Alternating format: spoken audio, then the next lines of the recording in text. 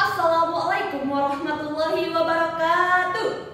Selamat pagi, Dewan Juri yang saya hormati dan peserta lomba debat bahasa Indonesia yang saya banggakan. Perkenankanlah saya untuk memperkenalkan diri saya sendiri. Nama saya Anissa Levinia Putri. Saya sebagai pembicara pertama pada tim pemerintah yang akan menentukan limitasi, memberikan definisi, serta memaparkan argumentasi pembuka mengenai mosi yang akan menunjang tim pemerintah pada perdebatan kali ini.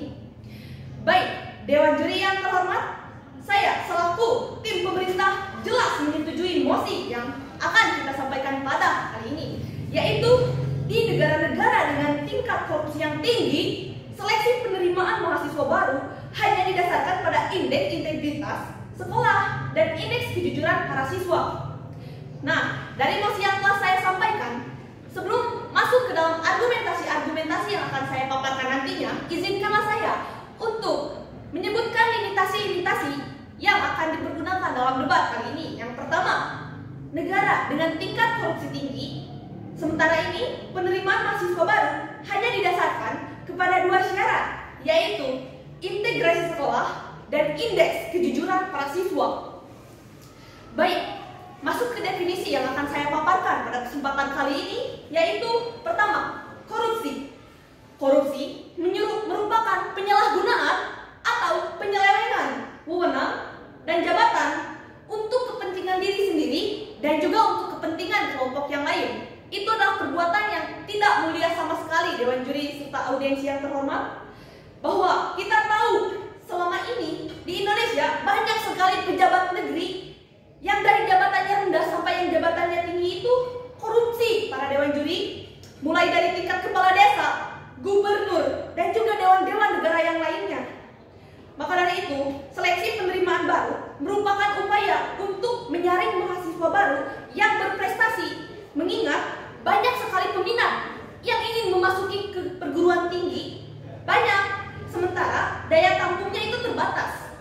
Jadi, digunakanlah seleksi penerimaan siswa baru yang berdasarkan kepada integrasi sekolah dan juga kejujuran mahasiswa, agar terbentuklah kader-kader yang nantinya akan berdedikasi untuk negeri ini.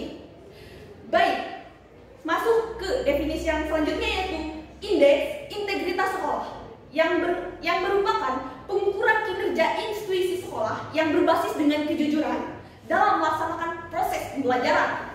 Kemudian, indeks kejujuran para siswa adalah pengukuran kejujuran siswa selama ia mengikuti pembelajaran di sekolah. Dari definisi yang tadi saya paparkan, yakni negara-negara dengan tingkat korupsi yang tinggi harus mulai menanamkan sistem penyeleksian penerimaan mahasiswa baru dengan catatan dan syarat, yakni indeks integritas sekolah dan juga indeks kejujuran dari para mahasiswa baru itu tersendiri.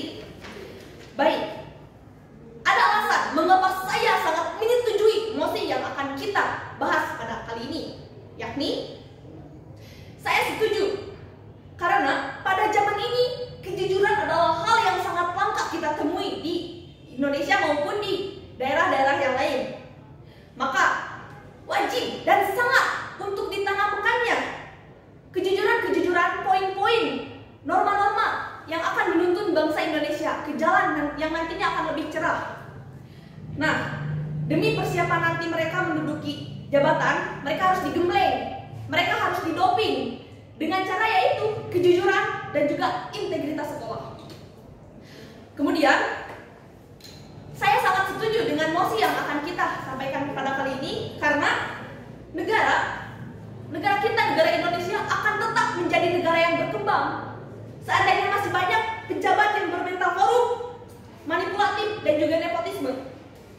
Nah, alasan lain yang akan saya pertajam yaitu karena apabila diterapkan mosi ini pada kehidupan kita sehari-hari, pada Dewan Juri dan audiensi, dengan prosedur yang tepat, dengan pelaksanaan yang benar, maka kita akan merasakan efek samping yang luar biasa muncul dari penyeleksian mahasiswa baru yang berdasarkan kejujuran ini, yakni pemimpin yang berdedikasi, pemimpin yang berkarakter jujur, disiplin, dan juga berdikari.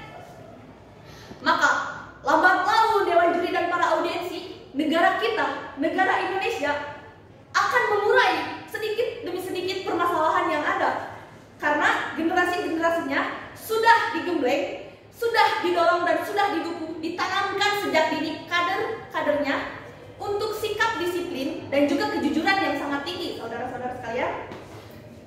Karena jika menanamkan hal ini, kita juga akan melahirkan penerus-penerus yang tinggi, luhur normanya.